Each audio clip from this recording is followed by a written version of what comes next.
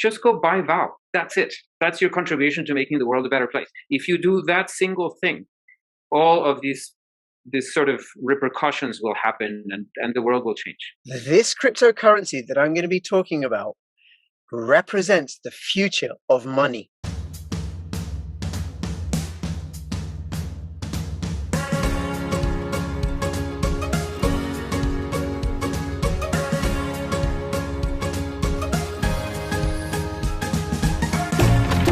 Using Wi-Fi without NordVPN could mean sharing your private stuff with more people than you think. NordVPN. Online security starts with a click. Ready to hop in the 6'4" and cruise around the blocks? There's a storm coming to the underworld and the heat is on.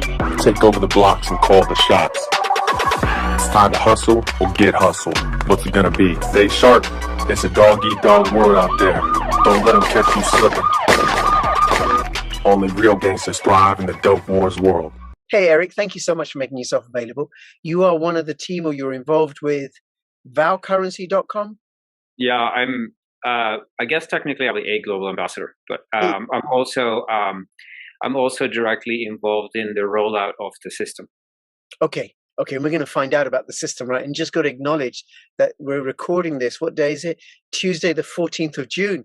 And boy, has it been exciting. No, it's yeah, for sure. Yeah, I think we're still waiting for the other shoe to drop, right? I think Celsius is sitting at that sort of margin call level where everything just like a couple 100 million could just dump on the market. So we've not seen the end of it. No, I don't think so. And was it 145%? It went up today, Celsius, the token. Yeah, but that makes no sense at all, right? Unless they've got some discussions with a sort of white knight that's going to come in and rescue them. I don't know. Yeah, no, there's a lot in crypto that doesn't make any sense. Yeah. And I don't think it's the end of it, because what we are dealing with is an incredibly volatile, unstable macro environment. And I just want to let people know, I did an interview with Tom Luongo, which posted a few days ago, and I recommend people go check it out, because he's talking about the war between the Federal Reserve and the ECB and WEF, and how that is, as well as the war in the Ukraine and Russia and everything else going on, the supply chain shocks and lockdown and everything. Oh my God, these are far too interesting times. No, I know, indeed. I mean, the disintegration of LIBOR has really changed the picture, right? It's given Americans the sort of sovereignty over own monetary policy, and that's really having just devastating consequences for Europe now, and really for the rest of the world. As a matter of fact, it's affecting us as well, right? I mean, hiking interest rates is just hard. Yeah.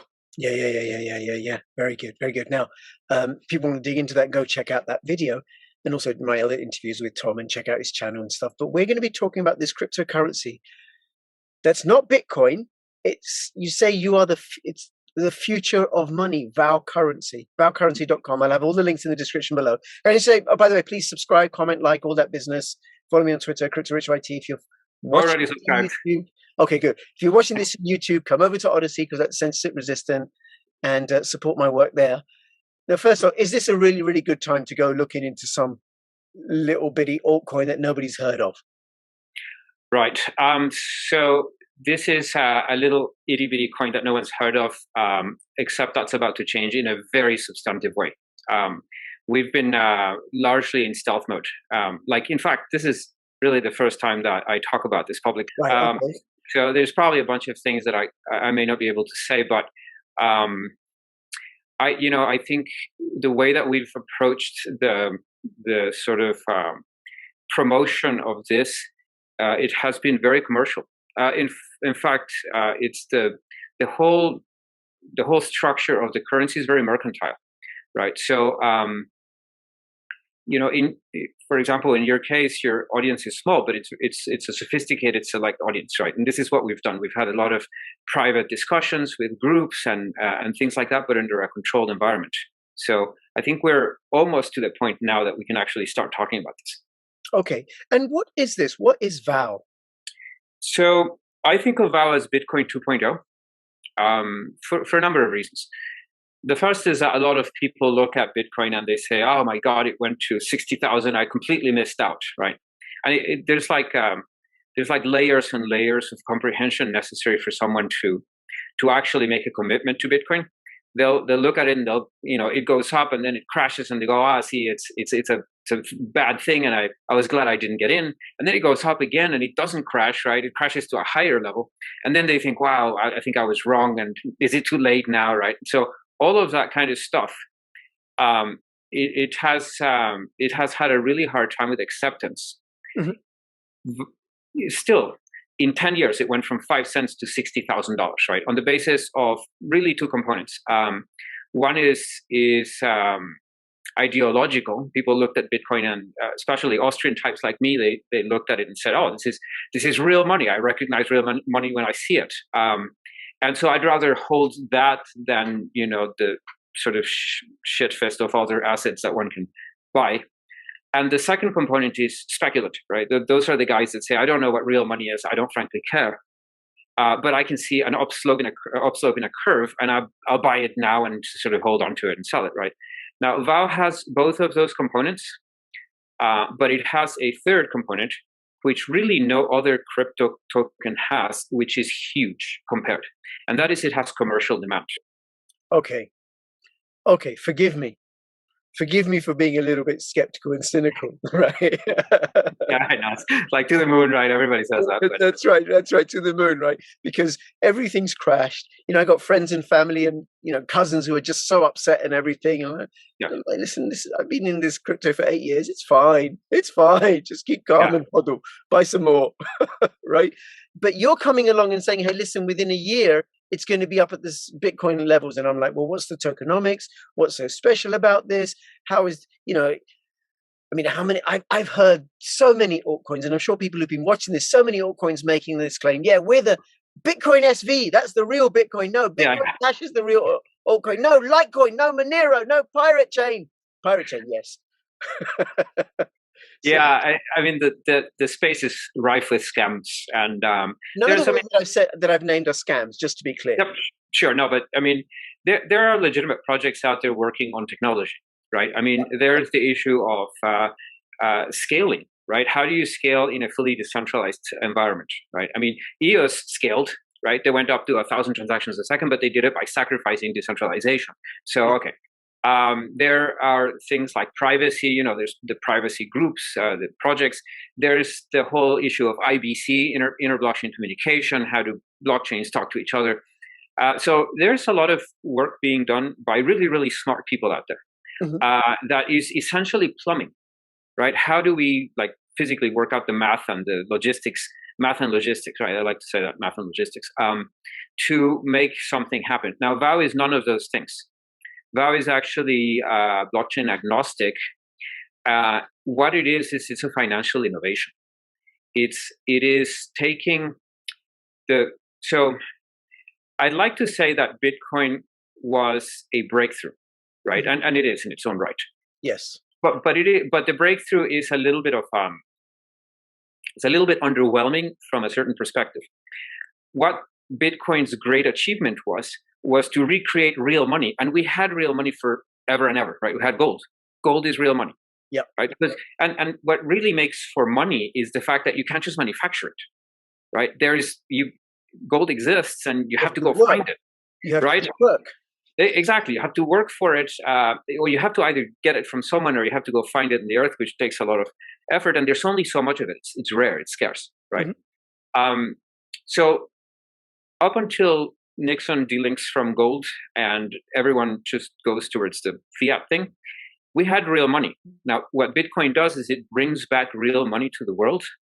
And to boot, it brings real money to the digital world, because the reality is we don't live in the old world where a lot of stuff is done in person now. It's all computers, right? So try sending an ounce of gold over to, I don't know, anywhere else, right? You literally can't. But you can send a Bitcoin in 0.3 seconds anywhere in the world, no questions asked. Clearly, simply better money, right? Yep. But the problem is that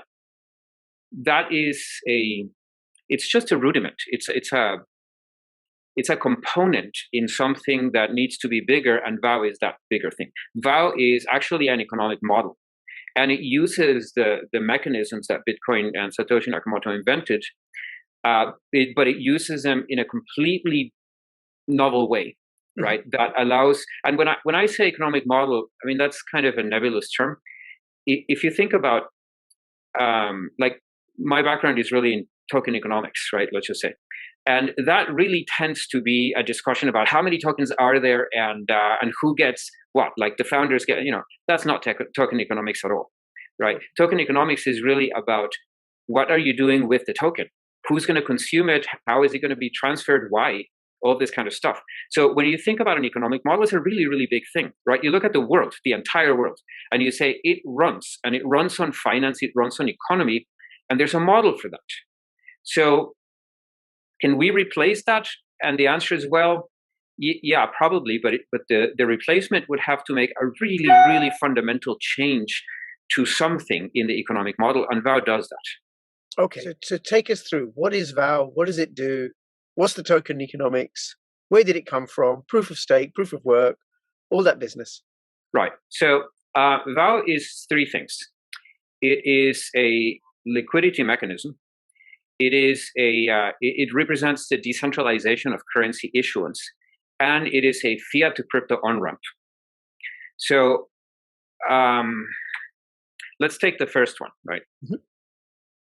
Long time ago, there was a guy, like 12,000 years ago, that long ago, right? There was a guy growing potatoes, and some other dude showed up. He'd killed the deer and made moccasins, and the two guys go about haggling over how many potatoes, right? And the guy with the moccasins wants 10. The guy with the potatoes said, no, I'll give you 8. And so is born something called the bid-ask spread, right? And that spread survives through to our most sophisticated modern markets today, right? And basically, if that spread is positive, there's no trade.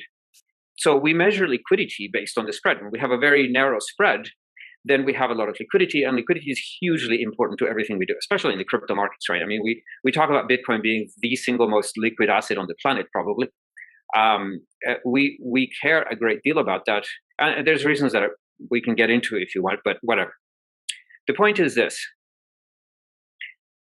the buyer must meet the seller, right? And the way that the transaction was structured, all the way back to the 12,000 years ago, was that the buyer always wants a lower price and the seller always wants a higher price, so that their incentives are antipodal. They're opposing each other, right? They're pulling against each other.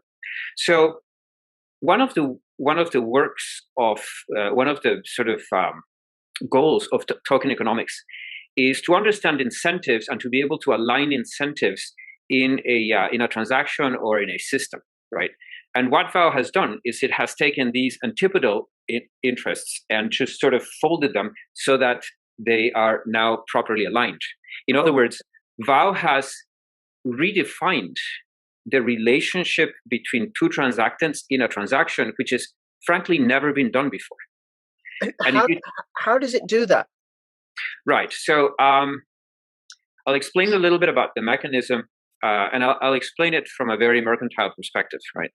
But I just want to make mention that if you change something truly, truly fundamental in any system, it has just enormous repercussions, right? It's that thing about the butterfly beating its wings, and then there's a storm in some other part of the planet, that kind of thing. I'm going to give you an example of how VOW actually works in real life, for you to understand how it realigns incentives and how it does this bit of voodoo, right? Take a merchant, let's say Nike. They sell shoes for, let's say, $100, right? And they're doing some amount of business, and all of a sudden sales slack. What happens is that the bid fell. So now what they have to do is they have to lower the ask, or they get no sales. If they get no sales, that's a shit show, right? Everyone's scared. So they lower the ask, but here's the problem. Let's say that they have $3 earnings per share and they have a P of 20, so their stock is $60. Then, as a function of their lowering the ask, they lose $1 per share, and all of a sudden their stock drops by $20, right? And now shareholders are unhappy, and they're dumping your stock, and management is running around like chickens without their heads. it's all horrendous, but you have to do it because otherwise you don't make any sales, right? So the way the mechanisms that they use are, they have like loyalty rewards points that they give you. They do cashback mechanisms, for example, with credit cards. They do outright discounts. They do rebates. So whatever it is that you want to call it, at the end of the day, it's still, you're taking a hit, right? You were making $100. So let's say that you have a margin of $20 in your shoes. So at $100, you had $20 margin. At $90, you only have 10, and so on and so forth, right? So this is what VOW does. It steps into Nike and says, look, you guys have your budget, your year budget for these loyalty rewards programs, and that's $10 million. So it means you're going to write it off as a marketing expense. You're going to take it right on the chin and do the best you can. So don't do that. Here's what you're going to do instead. You're going to take $2 million of those dollars, and you're going to buy VOW. On the basis of that VOW, which you're going to stake, we are going to mint directly to your customers $10 million of discounts. So VOW is actually a proof of transaction network. We only mint tokens when we have physical proof that real goods changed hands in the real world, right? Mm-hmm. And the tokens that we mint, so it's a dual token system where there's VOW, which is a fixed supply token, and there's a family of tokens that are all tethered to national currencies, right? So let's just say in the US, the dollars. So we use VOW as a reserve currency to mint these other currencies like the dollars, right? So what happens is this. You walk into Nike as a customer and you say, I'd like a pair of those shoes, please. And they go, sure, here, give us your credit card. So they charge your credit card $100. You walk out with the shoes. And as you're walking out, you get this text from us, right? It says, oh, Nike just sent you $20 as a discount or a loyal, whatever you want to call it, right? And you say, oh, that's really nice of them. And the message says, click on this link here to go to the App Store and download our app. So you do. And then you install the app, and there's your $20. And you say, wow, that was really cool. But what's a $, right? What can I do with it? And so you walk out of Nike's and into Starbucks, and a cup of coffee is $5, and your app says, oh, we noticed that you are at Starbucks, and presumably you want to buy a cup of coffee. So just enter in here how much you want to spend, right? So you type in $5, you hit the go button, and the app displays a QR code, which you can show to the clerk behind the counter. Now, that QR code was actually generated by Starbucks. And so the clerk knows, oh, I know what to do with one of those, scans it, gives you the cup of coffee, and have a nice day. At that point, you have this sort of cognition. You say, okay, so a $, is really just $. It's just not little pieces of paper in my pocket, or it isn't a number in my banking app. It's a number in my wallet, which is just an app, right? Mm-hmm. So $1 is $1, right? And you think, okay, so I really did get my shoes for $80, and that was really nice. What gives the $, their value is that the participating retailers vow, which is actually what what gives the name, they promise to take that $, back in exchange for $1 worth of goods, right? So now you know that you can swap your $, for stuff. And that is actually the foundation of what makes dollars worth anything anyway, right? Yeah. The only reason why you hold dollars is because you know that at any point in time, you can go and give them to anyone, and they'll give you something back. The exchange rate, the foreign exchange rate between dollars and shoes, or between dollars and euros, or between dollars and some massage, that varies. But the point is, they're acceptable. So I'll give you a little bit of background on the company itself. It started out as a company that managed loyalty rewards points for customers, and they had 100,000 customers or whatever. Right. And at some point, the CEO said, these token things out there, they look an awful lot like the points in our databases. So we should become a blockchain company, right? And so he went about rewriting the back end of everything into blockchain. And in the process, he discovered that he could do things that he couldn't easily do according to the old mechanisms. And this in itself is really kind of a large breakthrough.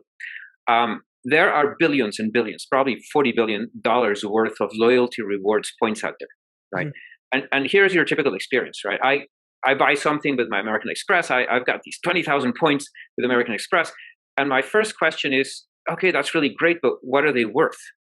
And the answer is, I have no idea what 20,000 points are worth. In fact, you can't even actually answer the question in a straightforward manner, because if you use them with American Express, they're worth this much. If you use them with their affiliates, you get a little bit less. If you want physical cash, you'll get half the value, right? So, okay, so now you have uncertainty about what these things are exactly.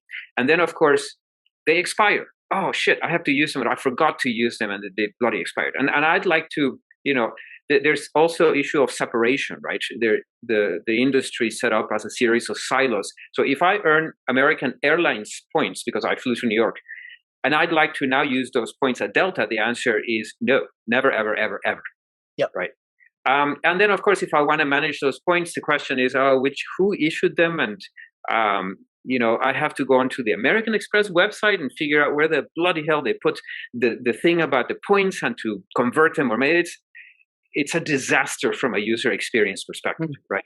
So what VOW did was they in essence allow, or they empower the merchant to issue a corporate currency, but they denominate it in the unit of account that is local to the transaction. So now it becomes fungible. Right. And because it's a token, it's here in my wallet, right? I don't have to go to some arcane website and figure out what my user ID and password was and figure out where to go to do this. And I look at a $V and I think, oh, it's $1. I expect it not to expire. It doesn't expire. I expect it to be able to go anywhere. It goes everywhere, right? And so the first achievement of VOW is that it takes all of these siloed pockets of value, billions and billions of dollars worth, and makes them liquid and fungible. So I go to, you said Nike. So I'm in London. I go to the Nike store. I buy some trainers. I get £100 they cost me. I get given £20 of V pounds. They just turn up in my wallet. And then I'm able then to go walk down the street and go to a clothing store and use those 20 V pounds towards a purchase in that clothing store. So what happens is VOW is it has a maturity trajectory. In the beginning, in phase one, not so many people are going to understand how it works. Not so many people will have adopted it, right? And so we're going to deal with that in a certain way. But then in maybe stage 2, more people understand that and there's greater adoption. And so certain things get facilitated. So in the very beginning, when you walk into Starbucks, why you're able to spend the V dollars is because we actually take your V dollars, and underneath the covers, we go and we buy a gift card from them, and that actually manufactures on your phone as a QR code, right? They scan that code, they go, this is one of ours, we issued it, all good.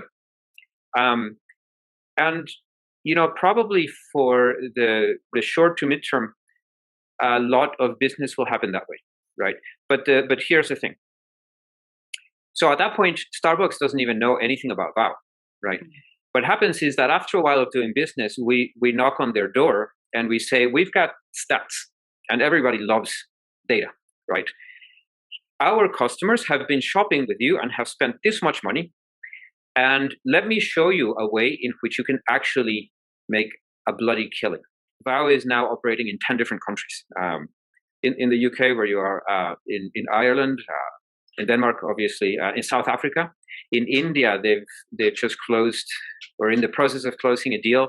They'll have access to roughly 70% of the retailers. So in one stroke of the pen, 70% of the retailers will be on board in India, right? And we're in New Zealand and Australia. There's talks going on in Hungary, and I think there's a CLC being formed in Spain. So there's like all of this effervescence everywhere on the planet. And so I'm actually co-founder of Alluvial Rewards, which is the CLC in the United States and Mexico, right? And we took Mexico because Mexico is a gateway country. If we roll this out in Mexico, then reaching out to Colombia and to Panama and to everywhere else south is super easy, right? Everyone looks up to Mexico in Latin America. Can you name some of the companies that are already involved with VOW? Any big names? Yeah, so I might be speaking a little prematurely. We have a number of initiatives, right? One of them, my partner is actually spearheading that. My partner Michael, he has created a site called vTravel. It is the first travel website that operates entirely on V currencies. And we have greater depth than Expedia does. I mean, we were doing this little demo for, for some guys, and there was someone in the audience that was Scottish, Mhm. and he said, well, let's just test this, right? Let's see, can we find something in Aran? Well, where the hell is Aran, right? And what's there is everyone's laughing like, yeah, you're going to find something in Aran. And sure enough, there were 20 or 30 hotels already signed up in the vTravel ecosystem, right? So we actually have all of the airlines on the planet now, and about 2 million hotels that are signed up for vTravel, which really means you can take your V dollars in the beginning and later the V euros and V other kinds of things, and then at the very least, go travel with them, right? So that's an example of some of the companies that are already on board. We haven't actually started staking stuff because we've been rolling out. I mean, we've gone through the security reviews and the performance and the performance and scaling testing and the user acceptance testing and a ton of integration stuff and the conversion of all of the 100,000 databases of points that they already had, the legacy stuff. It's all getting converted to tokens. So it's just going to be massive. That's because I know that the voucher market is it's just big numbers. Exactly. It's really, really big numbers, and not just big numbers, big spread. Because there are absolutely. I mean, there was an article not too long ago about how American Airlines and Delta, which are the two largest airlines in America, are actually making more money out of their rewards loyalty programs now than anything else. Wow. Right. And so that market is just ripe for disruption, and we are there. We've got the entire infrastructure. We have a model that is truly an apex predator. I mean, when you adopt, so I'll talk a lot about, the sort of back end, but let me just tell you that when you become a merchant in the VAO ecosystem, it gives you a completely unfair advantage over your competition because you're now able to discount at zero cost to you. It doesn't cost you anything to discount, right? And so your competitors across the street, their heads are spinning. They're going, what the hell are those people doing that they can sell the same product for significantly less, right? And they lose market share. And so in some ways, what happens is ultimately the competitor has to either join the VAO network or die. Right. That is just incredible. How does it tie in with the staking coin, though? Like, how does that work? Yeah. So this is where all the magic is. This is where things really get exciting. Let me talk a little bit about the relationship between the price of a fixed monetary supply and the availability, the liquidity of that, right? We see that in Bitcoin. Bitcoin has 21 million tokens, or 17 or whatever, 18 million, I think we've mined by now. And of that 18 million, only about 1 million or 2 million at most are available for sale in market, right? Mm-hmm. So what happens is as demand increases, the price increases. Okay, so that sounds like I'm stating the obvious because everyone understands the supply and demand dynamic. Supply, increasing demand. Exactly. The price will go up. But here's the point that I want to make. The relationship is actually asymptotic, right? So if you remember your asymptotes from high school, you have your x axis, which is price, and you have your supply axis, which is x. And as your token approaches zero supply, the price approaches infinity, right? So you have this curve that looks kind of like that. And the key point here is that you can do this with a fixed supply token like VAO or like Bitcoin, right? You just have to create demand. Now, we've just created a mechanism by which demand isn't ideological and isn't speculative. It's actually commercial. So if you think about the Nike doesn't buy VAO because they think, oh, it's real money and we want to have real money. No, they think they know what real money is. Dollars are real money in their heads, whatever, right? That's not why they're buying it. they're also not speculating and saying, oh, it's going to go up in price, so we should go play this this gamble like that, right? No, they manage a treasury. They're buying it because they want to issue discounts. So two things emerge from this fact, which makes the VOW marketplace significantly different from that of Bitcoin or from any other crypto token, or for that matter, from any existing market like the equities markets, commodities, treasuries markets. And that is two attributes of our participant. The first is they're price agnostic. They don't care what the price is, because if they spend $1,000 to buy VOW, irrespective of whether they get 1,000 tokens or 500 or 200, they get the power to mint 5,000 $, which is actually what they want. So they don't give a shit about the price. It's an all-time high. Oh, okay, we don't care. We'll buy it. The second is their diamond hands, because when they buy, they stake that, and then they issue the 5,000 $, and they can't sell it until they receive the 5,000 $, back. They burn them and they unstake that VOW. So they are not just strong hands, like we call in the market, right? People who hold on to a position for, come hell or high water. These guys are diamond hands. So what we are going to see is, since commercial demand is substantially larger than the speculative and ideological demand, and since our buyers are price agnostic and diamond hands, we are going to see a progression along that curve of supply to price very steadily, right? We are not going to, in very short order, once we start operating, we're going to break correlation against Bitcoin, against interest rates, against everything else, right? Because really, the price of VOW is going to represent not only the aggregate demand on the network for product, but the cumulative aggregate demand. And here's why. Let's say that Nike buys $1,000 of VOW and issues $5,000 of discounts this month, right? They want to test it out. And sure enough, it works. And they're delighted. It's like, wow, that was incredible. Well, we want to do this next month again, but we want to do it a little bit bigger, right? Maybe we'll do $8,000, $10,000, right? And they do it the second month. And they go, okay, that really works. So we'll do it again next month. It's a short while before they understand, actually, we're going to be doing this the whole of the year. So let's just buy an entire year's worth of supply. Or maybe the conclusion is we'll buy an entire 5 years or 10 years worth of supply right now, because we might as well, because we're going to be using it anyway, right? And so now what you have is this competition between the merchants to buy as much VOW as they can as early as possible. Mm-hmm. And that, of course, just drives up the price, right? And then there's the second point. So there's in finance, there's a concept of a Schelling point. A Schelling point is what happens when market participants all reach the same conclusion independently at more or less the same time, right? Mm-hmm. So what happens is eventually the merchants understand. I mean, they look at their accountants. They look at this asset on their balance sheet, and they say, "Wow, look at what VOW's doing. This is spectacular. We want to buy it for commercial reasons. Actually, our CMO wants to buy it, right? Our marketing guys want to buy it because they're doing this incredible business with it. But actually, the CFO, the chief financial officer, is looking at his balance sheet, going, "What's going on here? Oh, it's this asset. What is that? We need to buy more of that stuff, right?" And so you reach a Schelling point with the support of at least two of the key pillars within any business, which is your chief marketing officer and your chief financial officer, right? They reach the conclusion they need to just go buy this thing.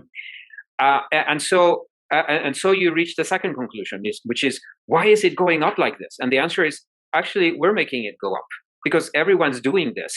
And that's what causes the price to go up. And so it becomes a self-fulfilling prophecy. Now that they understand that hundreds of thousands of retailers are in the business of buying as much VOW as they can, it is their absolute duty to their shareholders to go load up as much as they can manage that, right? And this is where it leads, which is what I'm about to tell you is the truly exciting thing here. There's a point at which the accountants realize that what they're actually doing is they're taking a linear input, which is profits, right? I get $1 today, $1 tomorrow. I add the two, I just got $2, no more, it's linear. But if I take $1 today and I stick it into VOW, and I take $1 tomorrow and stick it into VOW, I don't get $2 worth of capital gains. I get that asymptotic curve worth of capital gains. And so the accountants realize, oh, what we're doing is we're taking a linear input and getting an asymptotic output, and we are also converting what is essentially income, which is taxable, incidentally, for capital gains. So what the customer does is, before they buy VOW, they go create a wholly owned subsidiary in some jurisdiction like New Zealand or El Salvador or the Cayman Islands, whatever, where the capital gains taxes are zero, right? Then they start accumulating the VOW in that jurisdiction. And at that point, they know they're no longer in the business of selling shoes. They're in the business of convincing anyone and everyone that they can to give them these dollars that they can then put into VOW and make the capital gains. As a matter of fact, as a function of the very discounts. So imagine your product's $100, you have a $20 margin, right? So your cost is $80. When you discount that product down to $80, you're now making $0, right? Which means you're also not paying income taxes. So you just wiped out the income tax liabilities of the company while converting to this incredible capital gains in a tax-free jurisdiction, right? That's amazing. It gets better because you are now sitting on a pile of VOW. And because VOW is accelerating upwards, you can use the capital gains to offset losses in your sales, which means that you can now start discounting products sustainably below cost all the time. And that is when your competitors' heads start spinning, right? Because no one can do that. You can discount a product below cost. It's called a loss leader, right? You do that with one product to bring people in the door, and then they shop for other things that are nicely marked up. You still, at the end of the day, need to make a profit. But VOW changes that. You no longer need to make a profit. You're in the business of creating capital gains, right? So you can now start discounting below cost sustainably. And the logical conclusion of that is, one day a guy walks into Nike and says, guys, I really love your shoes and I'm willing to pay you $0 for them. And they say, wonderful, here's your shoes. Right? and you see, at that point, the world changes. We are this incredibly deflationary force that at the same time produces incredible capital gains benefits for the merchants. And mind you, not just for the merchants, because here's what happens, right? The first time that I should probably run my VOW app to show the audience. Works on Android, iOS? Yes, correct. There's the app, and you can see that you can see like a bunch of different currencies, right? Because we support V-Rands in South Africa and I don't even know. I can't really see without my glasses, but whatever. Okay.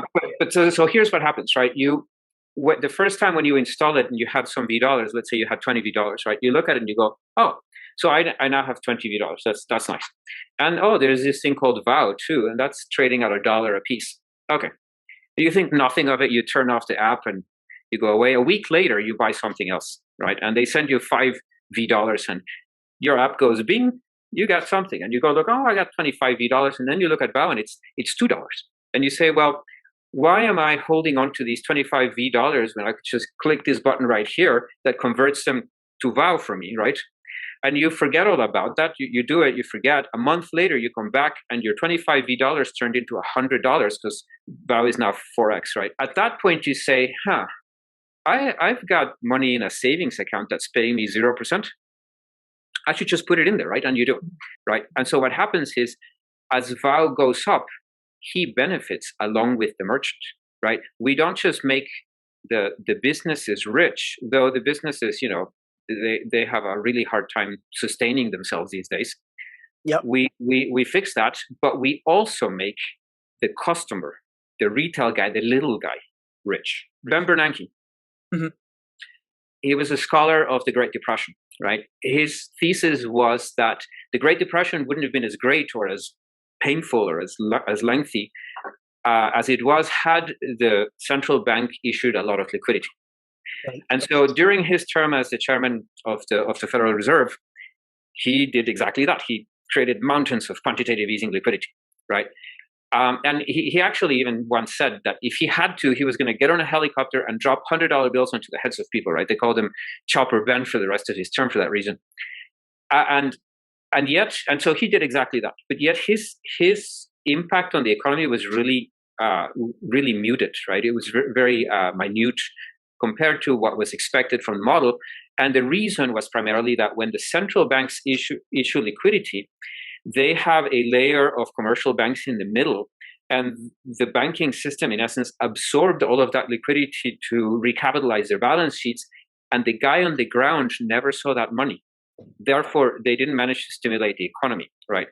And there's question about whether or not that was really the true intent. At the end of the day, they're just putting all of this new money into their own pockets. We know that, right?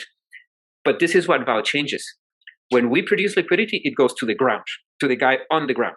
Mm-hmm. And then you are in this position where you're going to make an incredible social impact, because there's a woman in Ohio or Idaho or some place like that, right? And this poor creature lives on fixed income. And the prices are rising, and every month now she has to make the decision, do I buy food or medicines? Because I can't afford both. Mm-hmm. So when VOW steps in, she buys her medicine and she gets this huge discount, and she can now use this discount to go buy food. And that night, that woman sleeps well. She goes, I don't know what happened. God, thank God, whatever God, the gods, or thank the one God or whatever. But I'm going to be okay this month, right?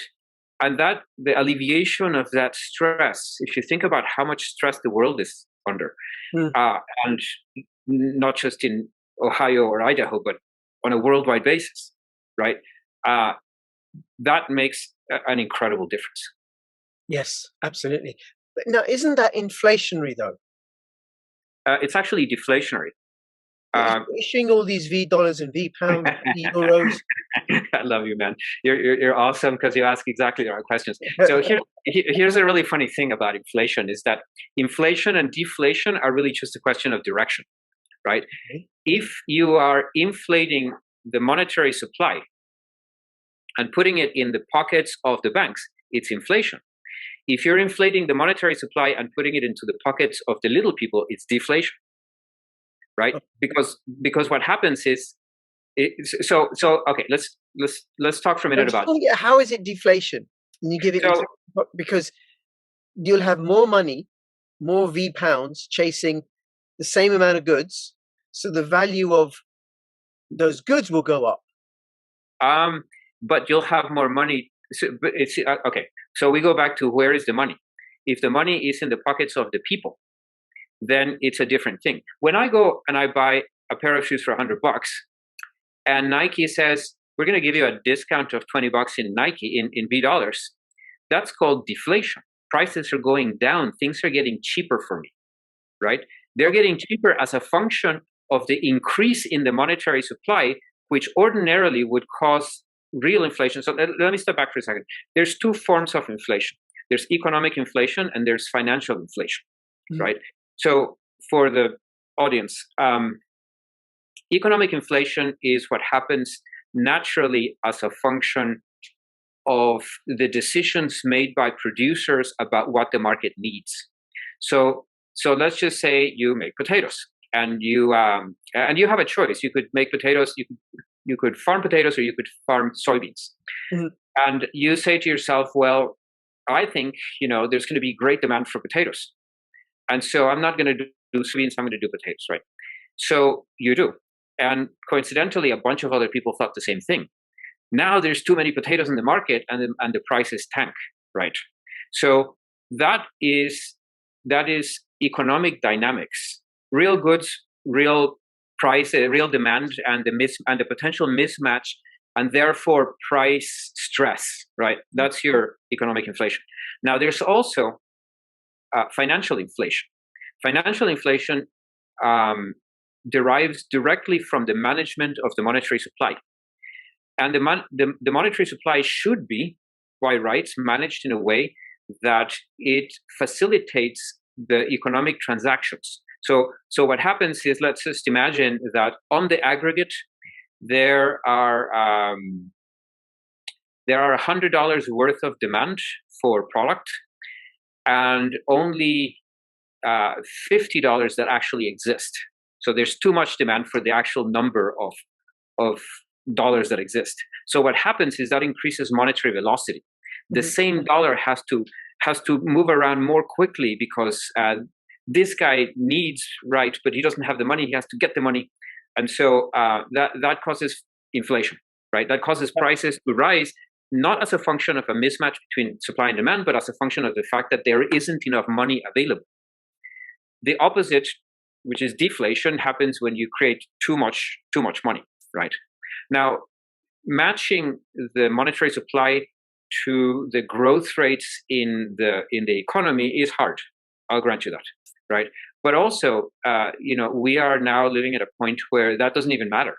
That's like forever and ever the Fed's primary goal was price stability, right? The Bundesbank, it was all about price stability, which meant exactly that.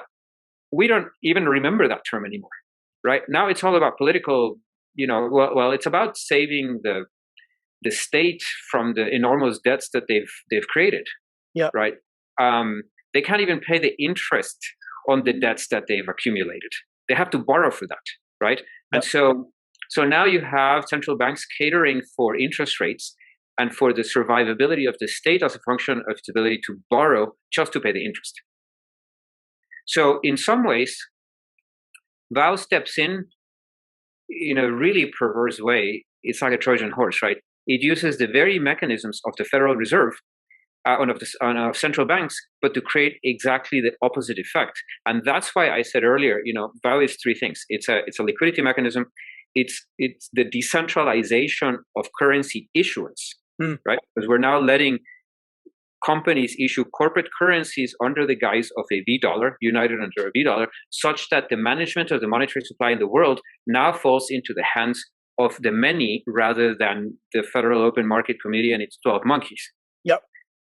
And then finally, just to be complete, I mentioned that VOW is a fiat to crypto on-ramp, right? And that point is also really, really interesting. If you think about the fact that Bitcoin has not seen the adoption it could have, because the trajectory in people's heads typically is, what is Bitcoin? I never heard about it. Okay, is it safe? Is it legal? Where do I buy it, right? And ultimately, they find themselves to an exchange. Yep. And the exchange says, okay, you want to buy crypto, wonderful. I need your passport. I need your social. We're going to tell your local inland revenue, whatever taxation service, and you're going to be liable. And then people go, oh my goodness, I don't, but I thought I could just buy Bitcoin and not with cash, like anonymously, right? It doesn't exist. Those networks, here in Finland, there was a website called localbitcoins.com. And it was wonderful because you could go on that site and just find guys in your local city that you could meet for coffee, and you would give them some cash, they give you some Bitcoin, right? Peer-to-peer money, which is actually how Bitcoin was designed, right? What it was designed for. But then what happens is you meet some guy and he tells you, oh, I'm going to buy some drugs with this money, right? And you go, okay, why are you telling me this, right?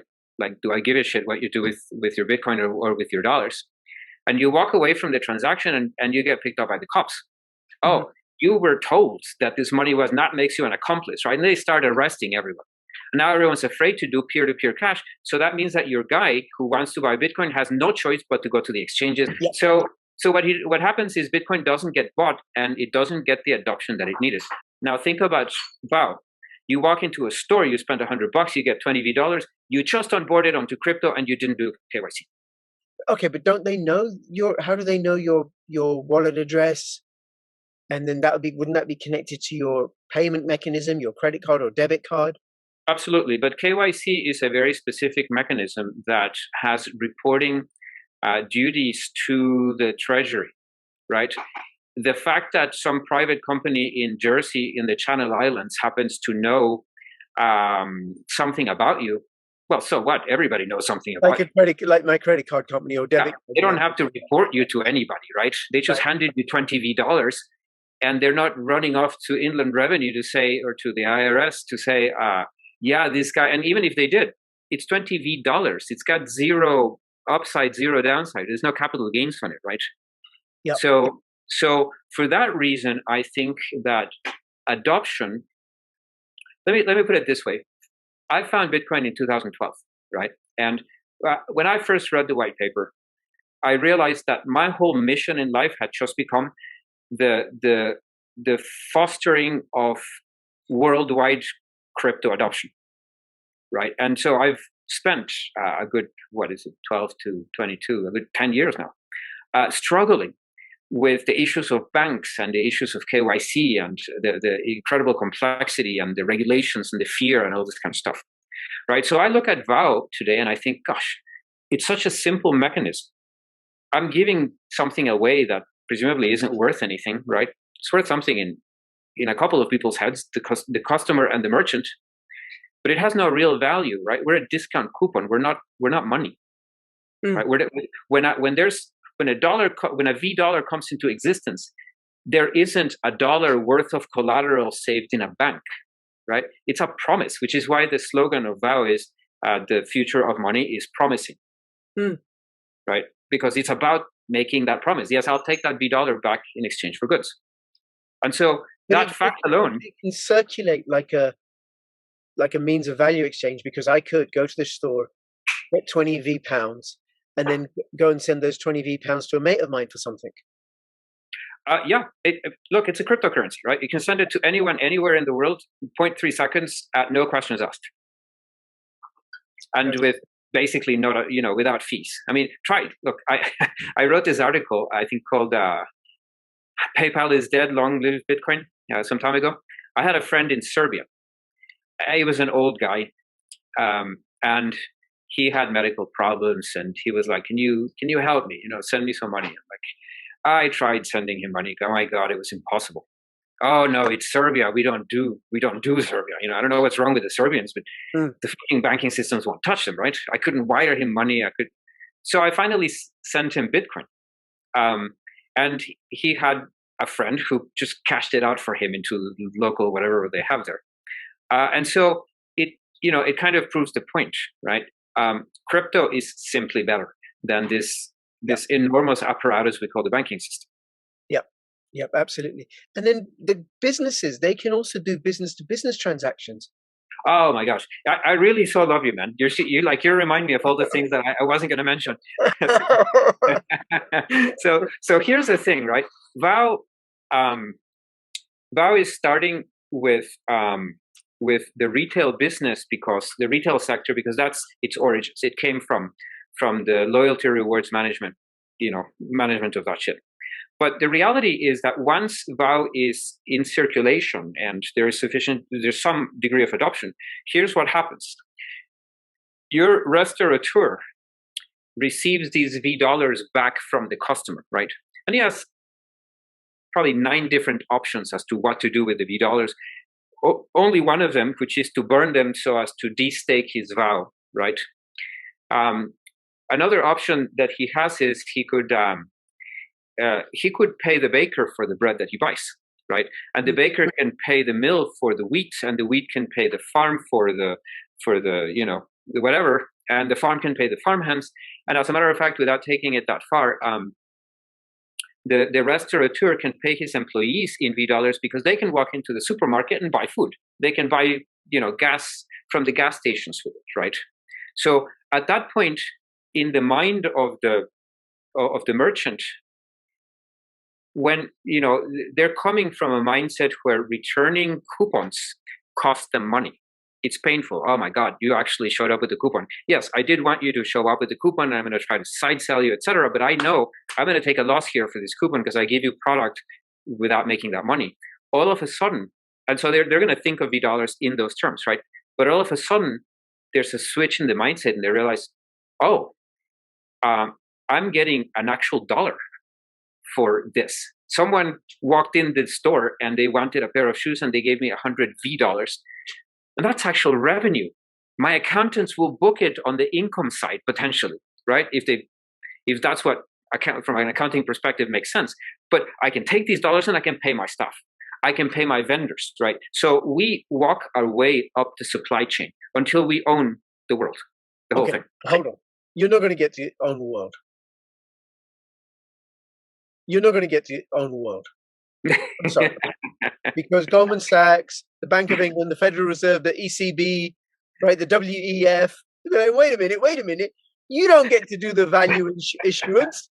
We're going to regulate the pants off of you. Yeah, sure, of course, absolutely. And so I have this to say about it, right? VOW is going to rise in value so quickly that we are going. So there's a term called hyper-Bitcoinization. It's a mouthful. Mm-hmm. But it basically describes the escape velocity necessary for the planet to realize that they need to buy Bitcoin. So in the beginning, the formula is in the beginning the formula is I should buy some Bitcoin, right? And you do. Yeah. And then the computation is shit, I should have bought more, because now look at what it's done, right? There's a point at which you're full in. It's like, okay, I'm convinced now. I'm going to take everything I've got, put it into Bitcoin. When enough of the population, and I think it's estimated to be somewhere in the order of 15%, when enough of the population, and for Bitcoin it'll happen way sooner, but whatever. When enough of the population reaches this conclusion, there is an absolute exodus from fiat currencies and into Bitcoin, and it becomes a self-fulfilling prophecy. You hit $500,000 and everyone's like, oh my God, now I gotta get it, right? I'm missing out here, right? FOMO sets in, and then you hit $1 million, and that just confirms whatever, and until what happens at the end of that process is the 30 families that run the planet will have quadrillions of dollars that now nobody uses and nobody wants. They're just paper and completely worthless because everyone basically repudiated them, and a bunch of castles that they now can't maintain, right? And the little guys that got into Bitcoin early, they're going to be the new billionaires. So the decision making that we do in this world goes from 30 families to 3,000 families, 3 million families, 300 million families, right? And then the world just gets better, because the decisions that a larger number of people can make are necessarily better than the decisions that a very small handful of people can make, because those decisions work in exactly the same way. It's self-interest. But the self-interest of 30 families benefits the 30 families at the expense of the billions of us, whereas if we're making the decisions, we make decisions that benefit us, all of us, right? And so my postulate here, my thesis is Bitcoin will never see that day, because VOW is going to eat its cake. At that point, you can try to regulate me all. Honestly, Rich, they're not even going to know what hit them. This thing is going to grow so fast because it just makes sense for everyone included, except the tax man. Well, let's look at that. How fast is it going to grow? And why is it going to grow that fast? I mean, how many? You said you got it's already live in 10 countries. We're live in 10 countries. We have 100,000 retailers already on board. And we didn't even do any marketing yet. Oh. We haven't act like Alluvial Rewards literally doesn't have the teams and teams that it needs to have to go chase all of these industries, right? And nor does it even need them. All we need, if you think about it, pick any one sector, right? Go find one guy in that sector, probably one of the smaller ones. Get him on board, and he starts eating market share because he can do stuff that nobody else can do. And then all you have to do is go knock on the big guys and say, see that little guy? He's eating your lunch for you. Do you know why? Because he's part of VOW. And if you don't join VOW, you will die eventually. And so just join VOW, right? And at that point, you own the world. So tell us about the staking. What's the percentage return on staking? Right. So for the audience, to clarify terms for the audience, staking essentially means taking an asset that you own and locking it away for some purpose, such as producing yield or voting or some kind of reason. Within the VOW ecosystem, staking is done in order to serve as a reserve against the currency minted. So we are a proof of transaction network, but we mint on the basis of stake. And we stake at the ratio of 1 to 5. So for every dollar of VOW that you stake, you can mint 5 V dollars. That essentially means that VOW is serving as a reserve currency, and you're keeping a 20% reserve, right? Now, this is a little bit like it used to be with the US dollar. The Federal Reserve used to have a reserve requirement on its member banks of 10%, right? And across time, they reduced that and reduced it. It went down to 2%, and now it's zero, essentially. Now you don't even have to keep a reserve. VOW is actually going to go the other way. We are going to increase, we have a 20% reserve requirement as a way of stimulating adoption and all this kind of stuff. But as adoption increases, we're going to push that up to 40%, 60, 80, and eventually 100%, which really means that for every V dollar that you want to issue in discount, you're actually going to have to put an entire dollar down worth of VOW. And that, of course, merely accelerates the amount of VOW demand in the world. And so what happens is that at that point, V dollars no longer really serve a purpose, right? Now the currency of trade in the world is VOW. Okay. And then if I'm a retail and I go and buy VOW, can I mint off it? Absolutely. That's not the only purpose, right? But that is the primary function of you purchasing VOW, is so that you can mint V dollars and V rands and V rupees and V rubles. I don't have to be a business or anything like that, right? And if people want to buy VOW, where is it available? Which exchanges is it available on? You can go on the vowcurrency.com website, and there's like 8 different exchanges that we're currently listed on. To be honest, we haven't made much of an effort really to get listed on exchanges, because most of the purchasing, like the purchasing that comes from the merchants, will go through the CLCs. Sure. The purchasing that is going to come from the public itself is done right on the app, right? So we are kind of ambivalent about exchanges. Sure, we're listed on 8 of them or whatever, but not where our focus is. Yeah, and is there a finite number of VOW tokens, VOW coins? Yeah. There's a billion tokens in existence. A billion tokens in existence. All right. And then if somebody's got a business and they want to start using VOW, and they're watching this video, what should they do? It primarily depends on where in the world they are, whether VOW has representation in that country, right? If someone has formed a CLC. If you're in the United States or Mexico, you can reach out to Alluvial Rewards. That's just alluvialrewards.com, ALLUVIAL. And then we'll on-ramp you.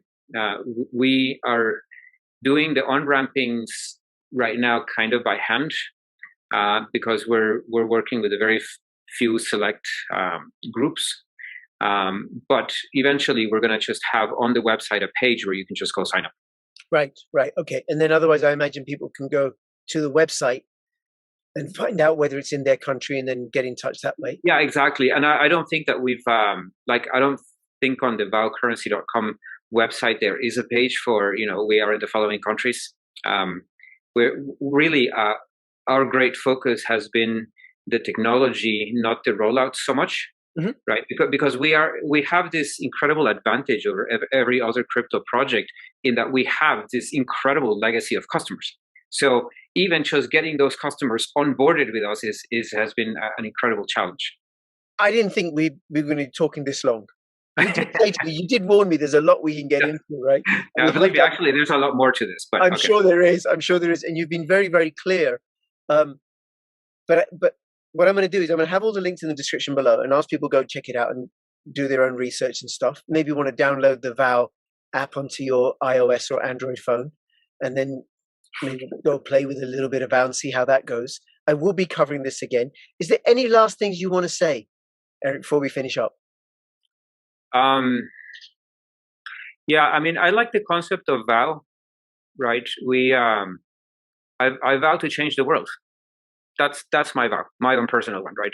I am, and this is the mechanism. We know, we have known for quite some time that.